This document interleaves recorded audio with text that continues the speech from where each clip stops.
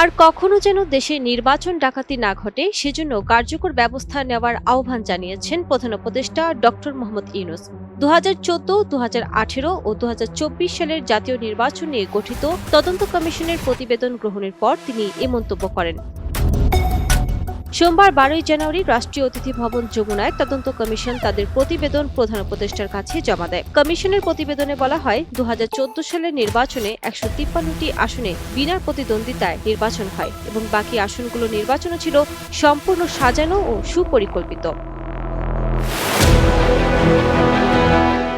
রাষ্ট্রের সর্বোচ্চ পর্যায়ের সিদ্ধান্তেই আওয়ামী লীগকে ক্ষমতায় রাখার ব্যবস্থা করা হয়েছিল বলে তদন্তে উঠে এসেছে। প্রতিবেদনে আরও বলা হয়, 2014 সালের নির্বাচন বিশ্বব্যাপী সমালোচিত হওয়ায় 2018 সালের নির্বাচনকে প্রতিদ্বন্দ্বিতামূলক দেখানোর একটি পরিকল্পনা নেওয়া হয়। 2018 সালে প্রায় 80% কেন্দ্রে রাতের বেলায় ব্যালট পেপারে সিল মেরে ফলাফল নিশ্চিত করা হয়েছিল বলে কমিশনের প্রাক্কলনে উঠে আসে। 2024 সালে বিরোধী দল অংশ না নেওয়ায় ডামি প্রার্থী দিয়ে নির্বাচনকে প্রতিদ্বন্দ্বিতামূলক দেখানোর অপকৌশল নেওয়া হয়।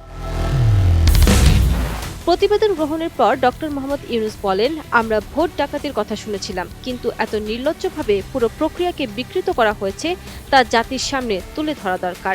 তিনি বলেন, মানুষের টাকায় নির্বাচন আয়োজন করেই পুরো জাতিকে শাস্তি দেওয়া হয়েছে। দেশের মানুষ অসহায়ের মতো তাকিয়েছিল। তিনি আরো বলেন, যারা জড়িত ছিল তাদের চেহারা সামনে আনতে হবে। কারা করেছে, কিভাবে করেছে তা জাতির জানা দরকার। 2014, 2018 আর 2024-এর ইলেকশন, তিনটা ইলেকশন বটে, কিন্তু এটার মাস্টার প্ল্যান কিন্তু একটা।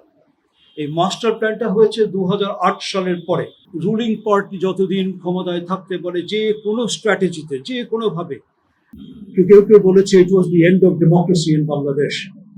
ডক্টর ইউনূস স্পষ্ট করে বলেন, নির্বাচন ডাকাতি যেন আর কখনো না ঘটে সেজন্য কার্যকর ব্যবস্থা নিতে হবে। প্রতিবেদনে বলা হয়, এই তিনটি নির্বাচনে প্রশাসন, পুলিশ, নির্বাচন কমিশন ও গোয়েন্দা সংস্থার একটি অংশ রাষ্ট্রীয়ভাবে ব্যবহার করা হয়েছিল।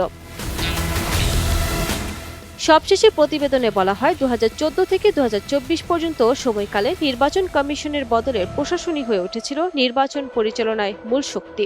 উল্লেখ্য, প্রতিবেদনে কমিশনের পক্ষ থেকে একাধিক সুপারিশ দেওয়া হয়েছে। এ সময় উপস্থিত ছিলেন কমিশনের সদস্যরা এবং বিভিন্ন উপদেষ্টা। বিচারপতি শামীম হাসনাইন।